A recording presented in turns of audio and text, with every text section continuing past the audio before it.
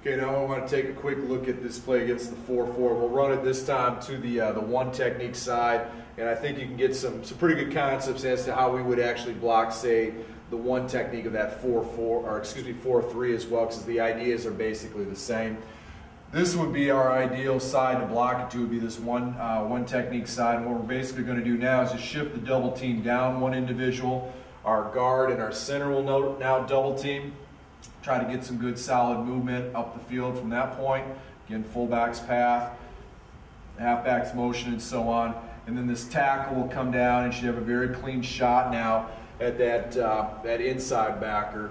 And what we're really looking to do on any types of fronts, because I think it's one of the beauties of when you're coaching this stuff with your kids, is these three individuals are basically just simply looking to take care of those two gaps and the combination of the way people put people there. So you're really only going to either have, say, a one technique and a three and a backer somehow stacked there amongst them as well. And it doesn't really matter so much 4-4, 4-3, 50, whatever it happens to be. It's more the combinations of where they put people on the inside. So as we said here, we've got our fullback path, halfback motion, coming out and get that sealed. Our halfback now will run a path. And against a 40 team, 4-4 can obviously be played a couple different ways. And if they're keeping this outside backer stacked in here fairly tight, if he's on his normal path, we will block him. Because the one thing we have a lot of trouble with is if somebody brings two guys with heavy pressure off of the edge, where we're having to read one and then pitch off of the other literally within a count. So if he is in our normal path, we will block him. So in this case, we would block him. Now say what generally people will have to do, as long as you got a little passing game as well, if they widen him now, so he is outside of our halfback, we again will simply run our path. He's outside us, so we just keep on our path. Inside backer is taken care of, and now we're on up to the free safety, and we simply now go read the fullback off the defensive end, disengage if it's not there, and now we pitch off of that outside backer.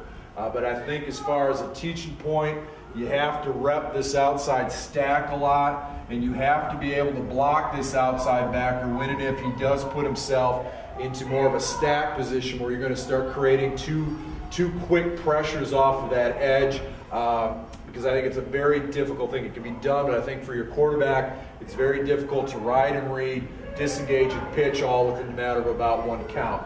On the outside here then, generally speaking, you should, I would assume, have some sort of cover 3 look. Might be a cover 1. On a cover 3, we'll simply stalk. On a cover 1, we will run off and actually look to peel back to the free safety.